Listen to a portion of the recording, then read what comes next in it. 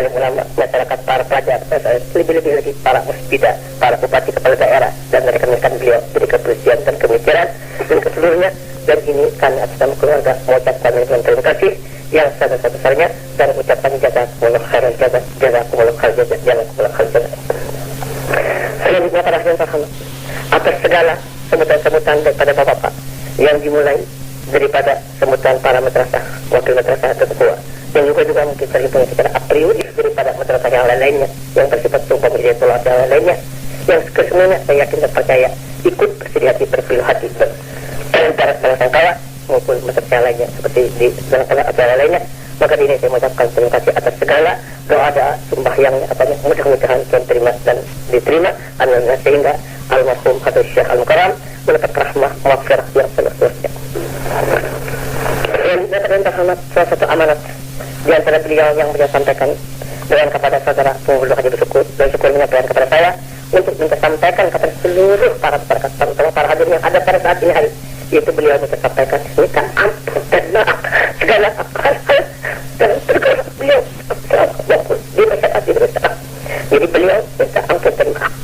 Selanjutnya dari para keluarga masyarakat, kalau andai kata ada hal-hal apa itu pun dipersilakan berhubungan dan anak beliau yang bernama saudara Haji Muhammad Sibuat.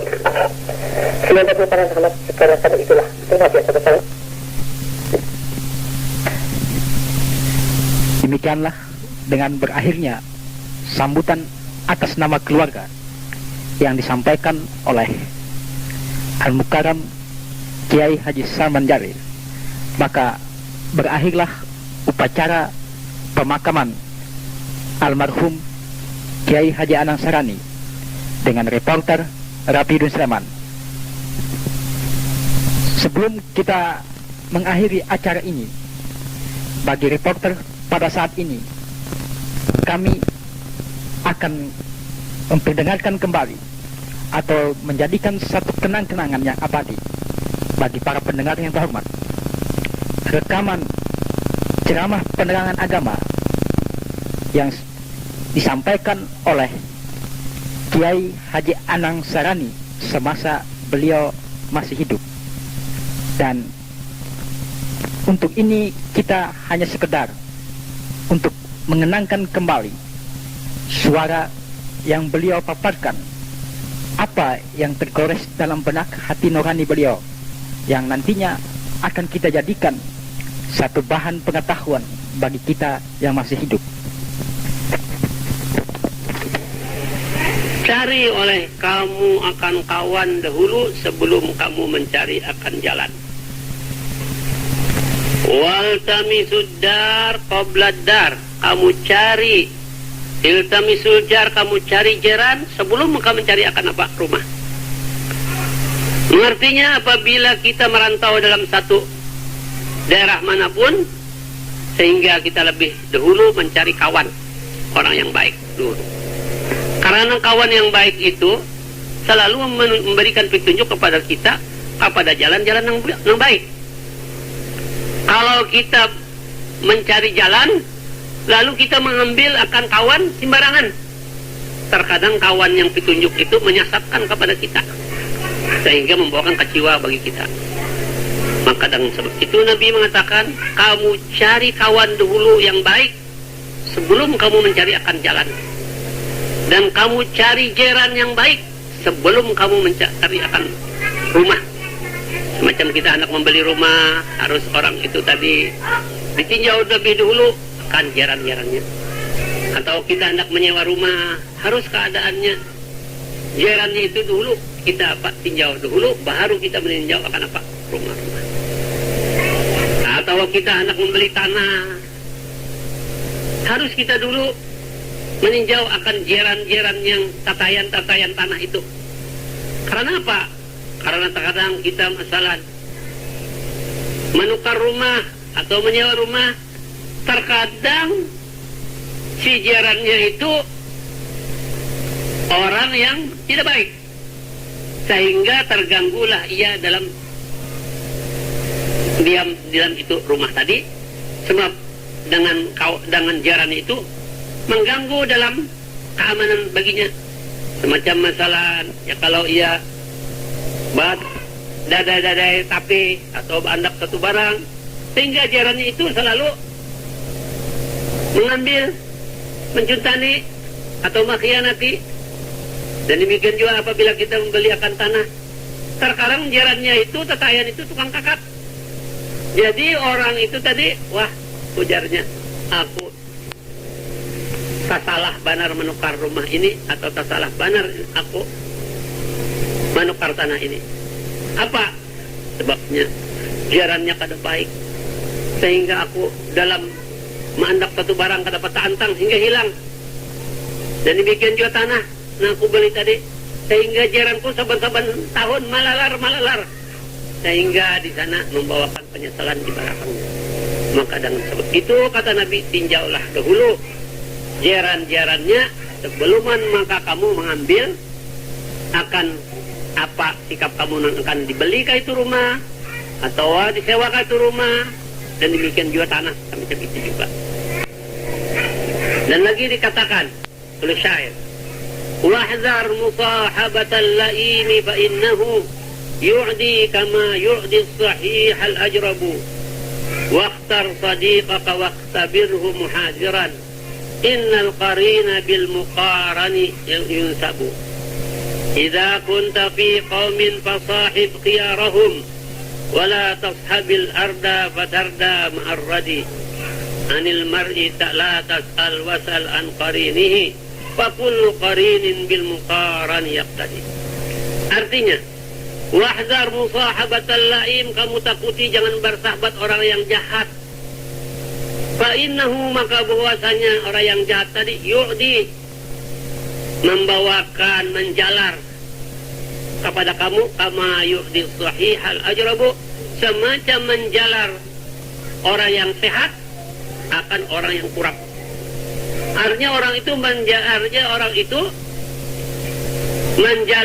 orang yang baik karena berkawannya dengan orang berkurap, sehingga orang itu berkurap. Sebab mereka itu berkawan kepada kawan orang yang tidak baik, sehingga ia ikut kepada tidak baik juga. Waqtar sadiqaka, kamu pilih kawan engkau. Bepilih mengawan engkau, cari kawan itu bepilih, jangan sembarang kawan. Waqtabiru, lihat dulu, coba kawan ini kemana, petunjuk kemana membawakan. Muhadiran, hal keadaan engkau takut dalam terjerumus dengan kawan yang tidak baik. Innal qarina ilal muqarani yunsabu, bahwasanya kawan kepada yang dikawannya dinisbahkan kepadanya. Idza kunta fi qaumin, apabila engkau pada satu kaum, fasahib khiyarahum, kamu sahabati orang yang baik-baik. Wala tashabil arda, jangan engkau sahabati orang yang jahat. Fatarda, maka engkau binasa, ma'arradi, serta orang yang jahat. Anil mar'i la tas'al wasal an qarinihi, fa kullu qarinin bil muqaran yaqtadi. Dari seorang jangan engkau tanyakan, dan engkau tanya kawannya ini siapa orang ini. Apabila kawannya orang baik, ya dapat kamu orang itu disahabati. Fakullu qarinin bil muqarani yaqtadi, tiap-tiap kawan menyertailah, menurutilah apa yang diikutnya si kawannya tadi. Mengertinya kalau kawannya tidak baik, sehingga ikut ia semacam kawan yang tidak baik juga. Jadi harus dipilih kawan itu tadi, jangan sembarang. Jangan selalu berkawan, tahu berkawan, dan harus dipilih. Ini kawan membawa kemana, membawa arah kemana, adakah menguntungkan padanya atau merugikan. Kalau merugikan, jangan kita bersahabat, jangan berkawan, cuma dengan ala kadarnya. Tetapi kalau kawan itu membawakan menguntungkan, memberikan kesan yang baik, harus kamu kawani, harus kamu sahabati. Jadi orang menguntungkan bagi kamu, itulah haknya. Ini kenyataan disuruh kita dalam berusaha, jangan kita dalam menganggur. Bismillahirrahmanirrahim. Qala Allah Ta'ala wa huwa asdaqul qailin. A'udzu billahi minasy syaithanir rajim. Bismillahirrahmanirrahim. Wa ja'alna al-laila libasan wa ja'alna an-nahara ma'asha. Kami jadikan akan malam untuk orang beristirahat, Dan kami jadikan siang hari itu untuk orang berusaha. Maka di dalam ini ayat Allah Subhanahu wa ta'ala memberikan kepada kita supaya kita mengerti kenapakah dijadikan Tuhan malam dan kenapakah dijadikan Tuhan siang. Maka bahwasanya siang itu untuk orang berusaha, karena tiap-tiap manusia itu diwajibkan berusaha. Dan tersebut di dalam hadis Nabi kita Muhammad sallallahu alaihi wasallam, talabul halali fariidatun ba'dal fariidah. Artinya menuntut kehidupan yang halal itu fardu kemudian daripada fardu sembahyang yang 5. Karena bagi tiap-tiap manusia itu diwajibkan berusaha kalau mereka itu ada mempunyai kewajiban yang diberikan nafkah bagi mereka itu. Dan tersebut dalam hadis Nabi Muhammad sallallahu alaihi wasallam, kafa bil mar'i isman an yudayya man ya'ulu. Mempadai orang itu berdosa bahwa mengkecewakan ia akan orang yang wajib baginya memberikan nafkah kepada mereka itu. Maka dengan sebab itulah Nabi kita Muhammad sallallahu alaihi wasallam tadi memperdukan berusaha kepada tiap-tiap orang yang ada mempunyai kewajiban. Dan tersebut pula dalam Kifayatul Abqiya, ammal mu'ilu fala yajuzu qu'uduhu an kasbin li'iyalihi mutawakkila. Ammal mu'ilu, adapun orang yang adapun orang yang mempunyai anak buah yang wajib baginya mereka itu menafkahi bagi mereka itu.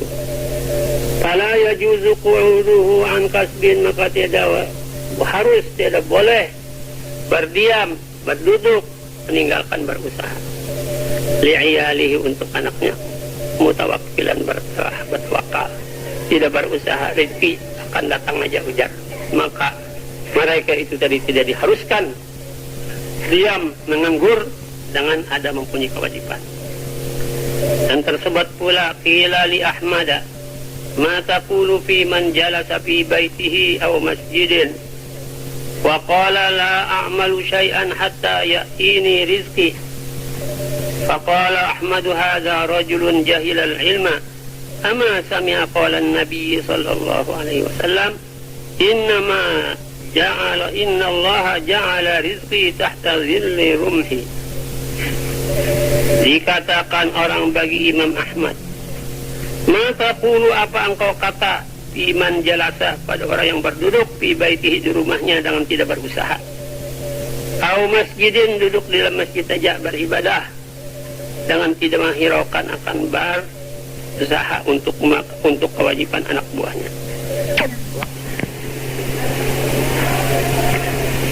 Wa qala, dan berkatalah itu orang, la a'malu syai'an, aku tidak berusaha, tidak aku bekerjakan sesuatu, hatta ya'tiyani rizqi, hingga datang akan daku rizki dengan tidak aku berusaha.